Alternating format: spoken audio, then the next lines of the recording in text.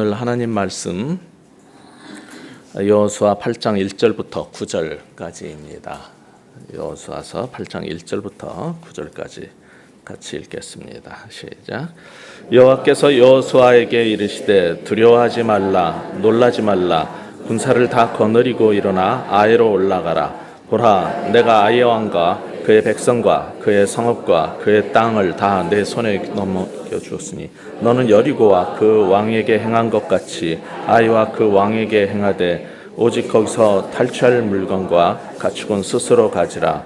너는 아이 성 뒤에 복병을 둘지니라 하시니 이에 여호수아가 일어나서 군사와 함께 아이로 올라가려 하여 용사 3명을 뽑아 밤에 보내며 그들에게 명령하여 이르되 너희는 성읍 뒤로 가서 성읍을 향하여 매복하되 그 성읍에서 너무 멀리하지 말고 다 스스로 준비하라. 나와 나를 따른 모든 백성은 다 성읍으로 가까이 가리니 그들이 처음과 같이 우리에게로 쳐올라올 것이라. 그리할 때 우리가 그들 앞에서 도망하면 그들이 나와서 우리를 추격하며 이르기를 그들이 처음과 같이 우리 앞에서도 도망한다 하고 우리의 유인을 받아 그 성읍에서 멀리 떠날 것이라. 우리가 그들 앞에서 도망하거든 너희는 매복한 곳에서 일어나 그 성읍을 점령하라. 너희 하나님 여호와께서 그 성읍을 너희 손에 주시리라. 너희가 그 성읍을 취하거든 그것을 불살라 여호와의 말씀대로 행하라. 보라 내가 너희에게 명령하였느니라 하고 그들을 보내매 그들이 매복한 곳으로 가서 아이 서쪽 베델과 아이 사이에 매복하였고 여호수아는 그 밤에 백성 가운데서 잤더라. 아멘.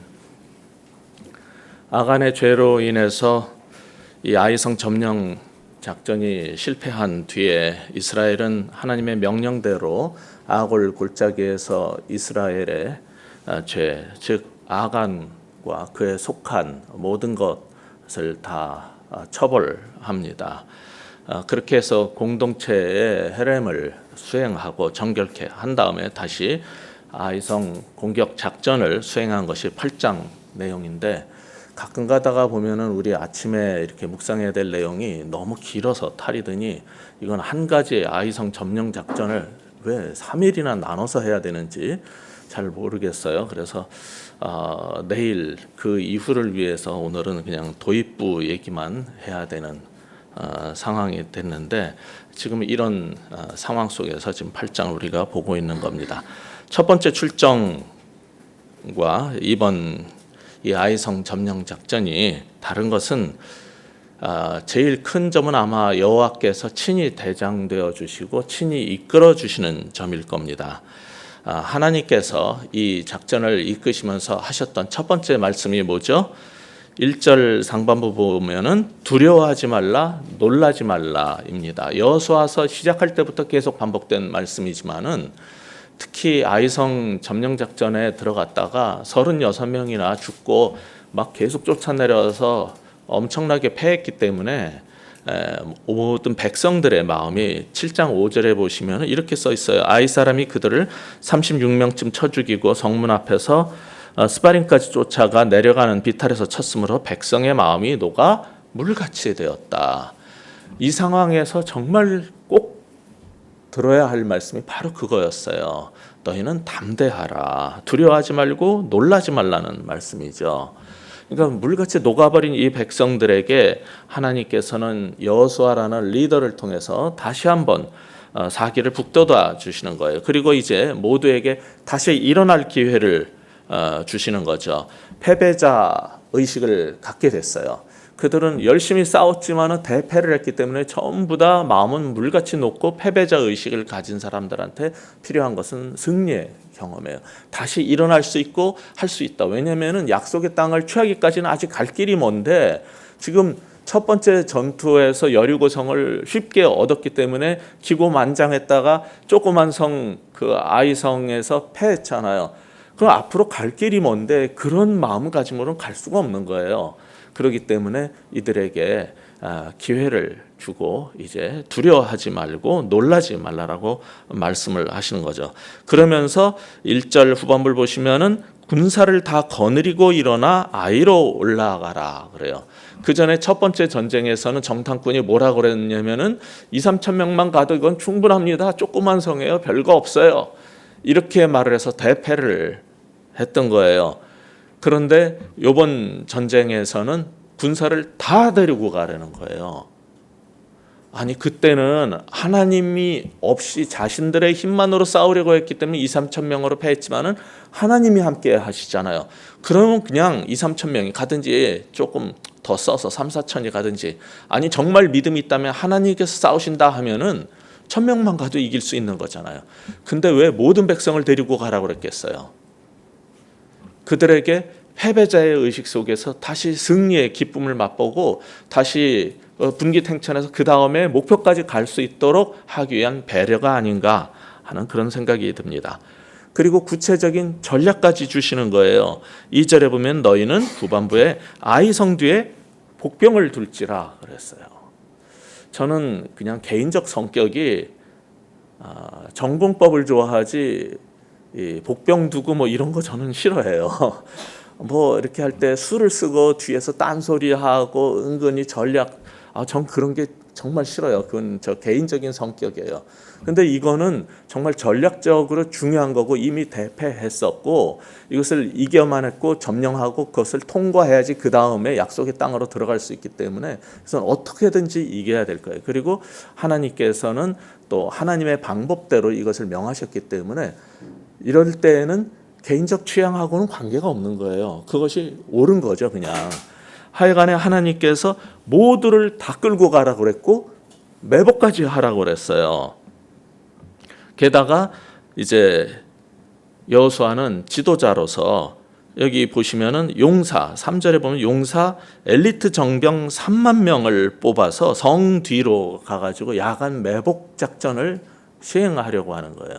이게 히브리어로 된 여러 고대 성경의 사본들이 굉장히 많은데 이 부분이 좀 말이 많은 부분이에요. 의견들이 각기 다른 게 사본마다 이게 3만 명이냐, 이게 진짜 3만 명이 맞느냐. 그래서 다른 사본을 채택한 현대인의 성경 같은 경우는 그냥 3천으로 번역을 합니다. 근데 12절에 보면은 또 매복을 시킬 때 5천 명을 해요. 그래서 이 부분이 좀 사본마다 숫자는 다르지만은 아무런 상관이 없어요. 제가 볼 때는 하나님께서 모두 올라가서 이 전쟁에 참여하라 했다는 사실이 중요하고 그 다음에 매복 작전을 폈다는 게 중요하고 이게 3천인지 5천인지 3만인지는 아무런 상관이 없기 때문에 혹시 어떤 사람들이 이런 거 가지고 성경이 틀렸다 어쩌고 저쩌고 해봐야 그냥 무시하면 돼요. 성경은 과학책도 아니고 역사책도 아니에요. 자꾸 성경을 가지고 옳고 그르고 얘기하는 사람들이 접근 방식은 이것을 하나님의 구원사를 다루는 하나님의 이야기를 다루는 그런 책으로서 이게 무어려한 것을 우리가 믿는 것이지 이게 과학적으로 숫자적으로 통계적으로 무슨 역사적인 그런 거를 기록하기 위한 의도로서 기록된 책이 아니기 때문에 그 관점을 세속적 관점을 가지고 보면은 이게 성경의 무어려성이 문제가 될지 몰라도 이것이 왜 쓰였고 무엇을 위해 주시는 말씀이지 안 되면 이런 숫자는 아무것도 아닐 겁니다. 아무튼 3절부터 우리 4절 다시 한번 읽어볼까요? 이에 여호수아가 일어나서 군사와 함께 아이로 올라가려 하여 용사 3만 명을 뽑아 밤에 보내며 그들에게 명령하여 이르되 너희는 성읍 뒤로 가서 성읍을 향하여 매복하되 그 성읍에서 너무 멀리하지 말고 다 스스로 준비하라. 매복을 하고 주의를 줬어요. 조용히 있고 꼼짝 말고 있고 깨어 있고 준비하고 있어라.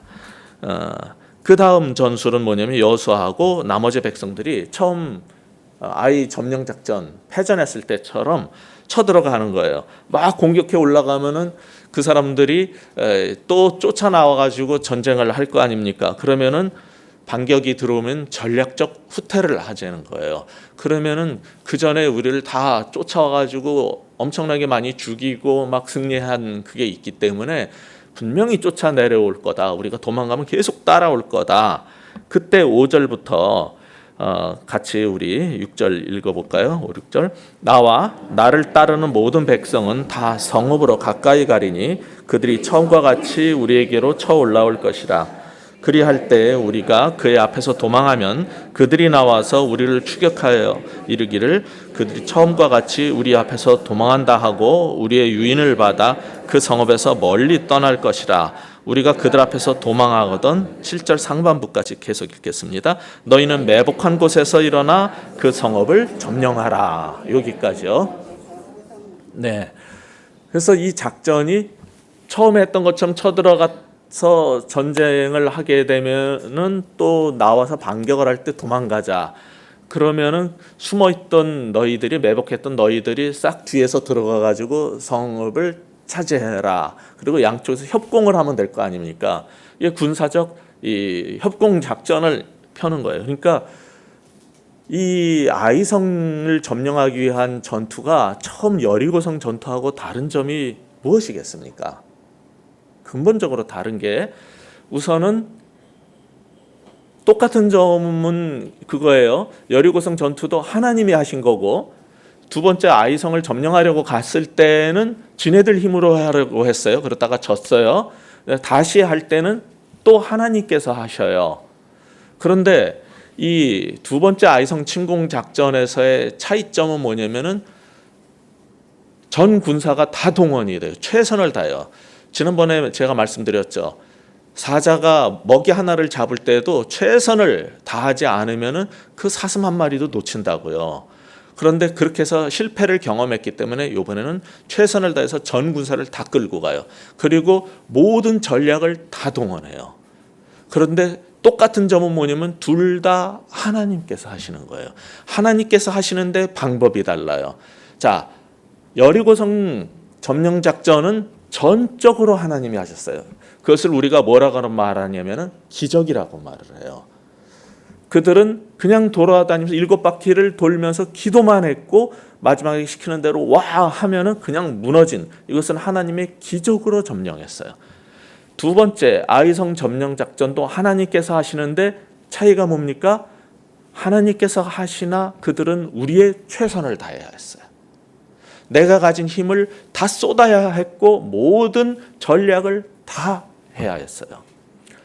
여기에서 다른 점이 발생을 하는 거예요. 많은 사람들이 예수님을 믿으면서 믿음이 좋다는 것을 뭐라고 생각하냐면 금식하고 기도만 많이 해서 하나님의 역사를 봐야 된다. 하나님께서 기적을 베푸실 것이다. 굉장히 순수하고 좋은 믿음인 건 사실이지만은 하나님은 모든 일을 그렇게 하시지 않습니다. 여리고성을 점령해야 할 때는 그건 난공불락이고 인간의 힘으로 할 수 없는 그 이스라엘의 병력과 그 수는 도저히 감당할 수 없는 것은 하나님께서 그냥 위로부터 아래로 폭삭 무너뜨려 버렸어요. 하나님이 기적으로 점령케 하시지만은 때로는 우리의 최선을 다하는 것이 그것이 하나님의 일을 하는 거예요. 이 두 가지는 다른 거예요. 이번 주말에 우리 무별 주간에 제주도에 있는 이주민들이나 외국인 근로자들을 위해서 의료 봉사를 갑니다. 어떤 사람은 그런 것을 이해하지 못합니다. 혹시 이 아침에도 어떤 분들이 와서 기도하시면서 갖고 있는 신앙이 그걸지도 모르겠어요. 하나님, 제 병을 하나님만이 고치실 수 있다는 것을 믿습니다. 고쳐 주시옵소서. 저는 병원 안 갑니다. 저는 약 안 먹습니다. 정말 좋은 믿음이에요. 그러나 어리석은 믿음이에요. 하나님은 정말 의료 행위를 할 수 없는 아프리카 오지나 남미 어느 곳에서 정말 꼭 필요하다면 하나님이 그냥 단번에 고쳐주십니다. 그러나 하나님께서 의술을 주시고 사람들에게 수많은 지식을 주신 것도 다 하나님의 일이고 하나님의 지혜예요. 그래서 그것을 통해서도 일하시는 거예요. 그러니까 이 시대에 우리가 가져야 될 정상적인 믿음은 뭐냐면은 첫 번째 여리고성 점령 작전만을 바랄 게 아니라 아이성 점령 작전이 그 이후에 약속의 땅을 얻어가는 일반적인 원리라는 것을 여러분이 이해하실 필요가 있는 거예요. 하나님께 기도하고 하나님의 뜻을 묻고 하나님의 인도하심을 받으세요. 그러면서 우리의 최선을 다하세요. 우리의 최선을 다하는 것이 내가 허락된 범위 내에서 돈이 있으면 약도 사 먹을 수 있는 거고 병원도 갈 수 있는 거고 또 다른 사람을 청해서 기도도 받을 수 있는 거고 우리의 최선을 다하고 모든 전략을 다해서 우리의 약속의 땅에 들어가야 되는 것이지 그냥 앉아가지고 그냥 누워서 주여 주시옵소서 그리고서 입만 딱 벌리고 있으면 내 입에다 똑 떨어뜨려서 넣어줄 거라는 것은 어떻게 보면 좋은 믿음이라고 생각할지 모르지만 그건 굉장히 어리석은 믿음. 하나님의 일반적인 원리에서 벗어난 방식입니다. 모든 병은 귀신이 한 거고 모든 것은 하나님의 응답으로만 고쳐져야지 우리의 의술과 모든 이런 걸 쓰면 안 된다. 그러시는 분은 걸어 다니세요. 차는 왜 타십니까? 에? 자동차도 기술이고요. 모든 것들이 지금 우리가 컴퓨터는 왜 하시고 텔레비전은 왜 보세요? 쫓아가서 쳐다보세요. 방송국 스튜디오에 가서 안 되면 보지 마세요. 이 세상은 이미 그렇게 살 수 없게 된 거 우리 다 알지 않습니까? 근데 유독 병에 대해서만 그런 사람들이 있어요. 정말 이상한, 그러니까 신앙이라는 게 이게 한번 독선에 빠지고 독단적으로 가면 정말 이상해질 수 있는 거예요, 이게.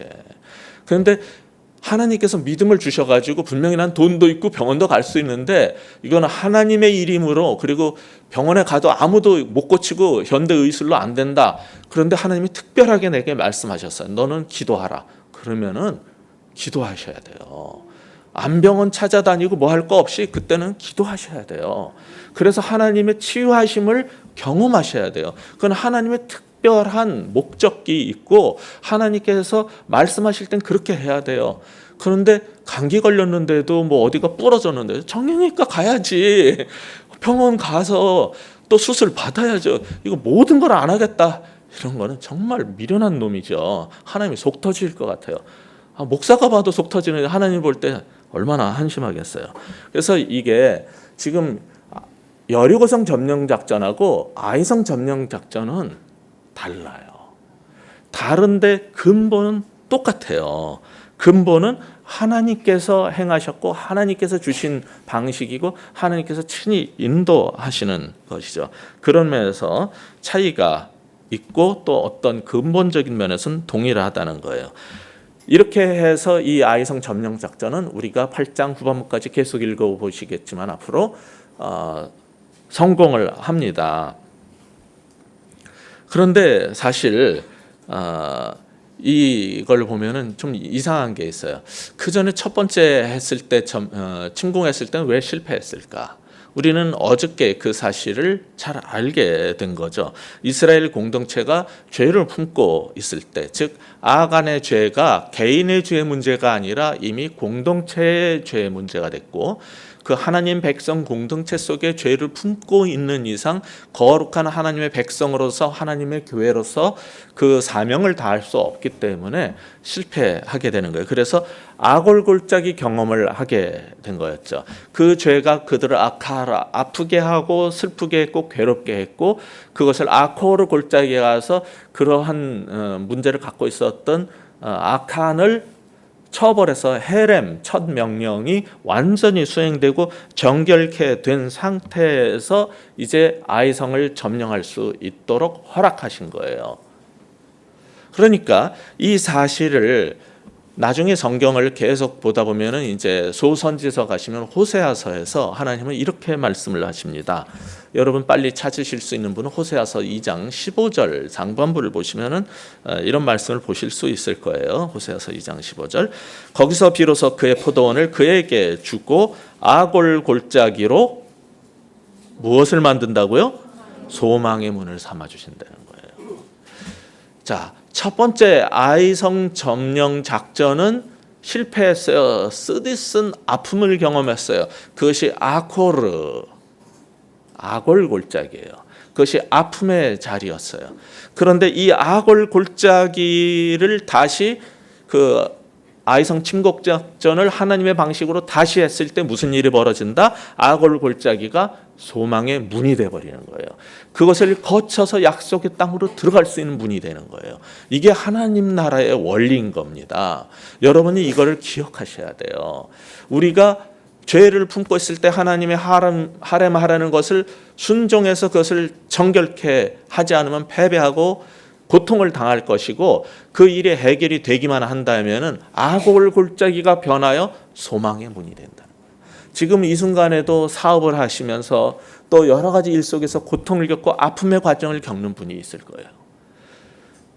그분들에게 주께서 말씀하실 때 자신의 헤렘을 완전히 수행을 하고 다시 하나님께 나가고 하나님을 의지하고 할 때 하나님께서 여러분의 그 악을 골짜기를 소망의 문으로 바꿔주신다는 거예요. 하나님은 그런 하나님이에요. 우리의 악을 골짜기를 소망의 문으로 바꾸시는 하나님이신 거죠. 이 아이성 점령 작전이 또한 여리고성 점령 작전하고 근본적으로 다른 게 또 한 가지가 있어요. 8장 1절 후반부를 보시면 보라 내가 아이 왕과 그의 백성과 그의 성읍과 그의 땅을 다 내 손에 넘겨주었으니 2절 같이 읽겠습니다. 시작. 너는 여리고와 그 왕에게 행한 것 같이 아이와 그 왕에게 행하되 오직 거기서 탈취한 물건과 가축은 스스로 가지라. 여기 기본적인 헤렘이 똑같이 수행되는 게 있어요. 그 성을 다 너한테 줄 텐데 여리고 성과 그 왕에게 행했던 것처럼 아이 성과 그 왕에게 동일하게 하라는 거예요. 다 하나님 앞에 온전히 들여서 부셔버리고 불태워버리고 진멸해서 없애버리라는 거예요. 근데 하나 다른 게 있어요. 여리고 성에서는 금지됐던 것이 한 가지 허락된 게 있는데 뭡니까? 거기서 탈취물, 전리품하고 가축들, 소, 양 그런 것들은 전부 가져도 된다는 거예요. 이게 차이예요. 여러분은 어떨지 모르지만은 저한테는 근본적인 아주 힘든 질문이 하나 올라와요. 아간이 만일 아이성에서 신할산 외투와 금과 은덩어리를 가졌더라면 어떻게 됐을까요? 여전히 죽었을까요? 여전히 악을 골짜기에서 돌에 맞고 불태워져 죽임을 당했을까요? 아니에요. 아간의 문제는 뭡니까 그럼? 처음에 여리고 작전에서는 살아있는 생명체와 물건까지 몽땅 다 하름해버리라고 그랬어요. 그래서 어떤 것은 다 부셔버리고 죽이고 금과 은은 여호와의 곳간에 드리는 것으로 하나님께 드려짐으로 다 전멸시켜서 없애버리라고 했어요. 근데 거기에 불순종하면서 욕심으로 자기가 취했기 때문에 처벌을 당했어요. 그러나 아간이 조금만 기다렸더라면 아이성 작전에서 충분히 취할 수 있었어요. 문제는 하나님께서 금하실 때 순종했어야 됐어요. 그리고 하나님께서 허락하실 때 취했어야 했어요. 아간은 자기의 욕심대로 금했음에도 불구하고 속이고 그것을 탈취했고 숨겼고 그래서 하나님께서 그것을 찾아냈고 정결케 함으로써 이스라엘의 패배에서 승리의 길로 이끌어 주신 거죠. 그러나 우리의 질문은 이거예요. 하나님, 우리가 그걸 어떻게 다 압니까? 언제 가지면 안 되고 언제는 가져도 되는지, 어느 때는 되고 어느 때는 안 되는 건지를 우리가 어떻게 압니까? 이런 질문이 생길 거예요. 방법은 뭡니까? 말씀과 기도예요. 보면은 6장에서 이미 그 여리고 성의 거는 전부 다 전멸하고 해람해버리라는 게 명령되어 있잖아요. 그리고 여기 8장에 와서는 지금 2절이나 27절이나 10몇 절에도 3번에 걸쳐서 탈취물을 가축을 가져도 된다라고 그래요. 그러니까 하나님의 말씀을 귀 기울였고 들었다면은 그는 그리고 욕심을 조금만 버리고 그 말씀에 순종을 했더라면은 충분히 누릴 수 있는 즐겁고 기쁨의 삶을, 복락의 삶을 살 수 있었음에도 불구하고 그는 하나님 말씀을 듣지 않았어요. 오늘날 하나님 말씀을 듣는 방법이 뭡니까? 언제가 하나님께서 금하실 때이고 언제 허락되는 때인지를 우리가 어떻게 분별할 수 있습니까? 오직 성경을 읽고 하나님께 묻고 기도하는 것밖에 없어요. 그때나 지금이나 똑같아요. 그렇다면 아간은 지금까지 우리 입에 오르내리지 않아도 됐을 거예요. 그 불쌍한 딸과 아들들과 무슨 죄가 있다고 거기에 가축까지 다 죽임을 당해야 했습니까? 조금만 기다렸더라면, 그 욕심을 조금만 참고 기다렸더라면 모두가 행복할 수 있었는데, 동료들도 36명이 죽지 않고 아이성 작전 첫 번째 작전도 그렇게 대패로 끝나지 않아도 됐을 텐데 그는 하나님의 금하시는 때와 하나님의 허락하시는 때를 구별하는 안목이 없었던 거예요. 그것은 머리가 좋고 나쁘면 문제가 아니에요. 세상에서는 이런 것을 위해서 공부를 하고 머리가 좋은 사람, 전략가를 필요로 하지만은 다 그 아가는 그런 머리를 가진 사람이에요. 수 쓰고 그래가지고 어떤 거는 어디다가 갖다 놓고 어떤 건 그 밑에 파묻고 얼마나 머리가 좋은 잔머리의 왕입니다. 그러나 하나님 앞에서는 다 들통났어요. 하나님 나라에서 성공한 사람은 IQ의 문제가 아니고요, 머리가 좋고 나쁘면 문제가 아니에요. 하나님의 일을 하나님의 방법대로 하나님 나라의 방식으로 하셔서 성공하시고 싶으시면은 머리 쓸 생각 전에 하나님께 물으세요. 그리고 하나님 말씀을 들으시고 하나님 말씀에 순종하시면 되는 겁니다. 그것이 하나님께서 금하실 때와 하나님께서 허락하시는 때를 구별하는 하나님의 백성이 걸어가는 길입니다. 그런 여러분 되시기를 주의 이름으로 축원합니다. 기도하시겠습니다. 하나님 아버지, 때로는 아직 하나님의 때가 아닌데도 그냥 보암직도 하고 먹음직도 하고 탐스러워서 그것을 결국은 취하고 마는 우리의 어리석음과 탐욕과 욕망을 용서하여 주옵소서. 이런 죄 불쌍히 여겨주시고 모든 건 내려놓고 오직 주님께 물을 수 있는 그런 믿음의 사람 되게 하여 주옵소서. 구원받는 믿음에 이르는 우리들 되게 하여 주시고 하나님 말씀 보지 않고 기도하지 아니하고 내 생각과 내 지혜와 내 탐심대로 행하는 아간과 같은 삶을 버리게 하여 주옵소서. 그래서 하나님께서 예비하신 아이성 정말 능히 쉽게 쟁취하고 주께서 베푸시는 그 선물들을 받고 아버지여 정말 복된 삶을 이 땅에서도 살아가는 우리들 되게 하여 주옵소서. 우리 앞에 닥친 이 바벨론 성 너무나 크고 힘듭니다. 그럼에도 불구하고 우리 힘으로 뭔가 해보려 하고 이기려고 했던 우리의 어리석음을 용서하여 주시고 하나님의 방법과 하나님의 뜻을 묻고 하나님께서 앞장서 주시기를 구하는 믿음으로 가게 하여 주옵소서. 그리고 주의 말씀에 정말 의지해서 금하시는 때와 허락하시는 때를 구별하고 오직 순종하는 그런 믿음의 사람 우리 모두 되게 하여 주시옵소서. 우리 출근하고 바쁜 일들 다 있지만은 이런 간절한 마음으로 같이 1분만 기도하고 그리고 축도로 예배 마쳤으면 좋겠습니다. 한번 같이 기도하겠습니다. 아버지 하나님, 우리 주님 앞에 내려놓사오니 우리 욕심과 야망과 전략과 전술을 다 내려놓사오니 주여 받아주시고 오직 하나님께 묻고 나가는 우리들 되게 하여 주옵소서. 언제가 하나님께서 금하실 때인지 그리고 언제 허락하실 때인지 어디서 그것을 허락받고 어디에서는 금함을 받는 것인지 깨달아 알 수 있도록 오직 주의 말씀을 읽고 기도하는 우리 모두가 되게 하여 주옵소서. 내 방식대로 하려고 하지 않고 내 힘으로 해결해 보려고 하기 전에 주님께 묻고 하나님을 의지하고 우리의 대장 되신 주님만 의지하고 나갈 수 있는 믿음의 사람 모두 될 수 있도록 축복하여 주시옵소서. 이제는 예수 그리스도의 은혜와 아버지 하나님의 사랑과 성령님의 일깨워 주시며 말씀으로 조명해 주시고 인도해 주시는 그 은사가 이제 다시 부르시는 곳을 향해서 나가는 주의 백성들 머리 위에 그들의 가정과 일터와 그리고 사업장과 그리고 모든 앞길 위에 지금부터 영원토록 함께 하시기를 간절히 축복하며 기도하옵나이다. 아멘.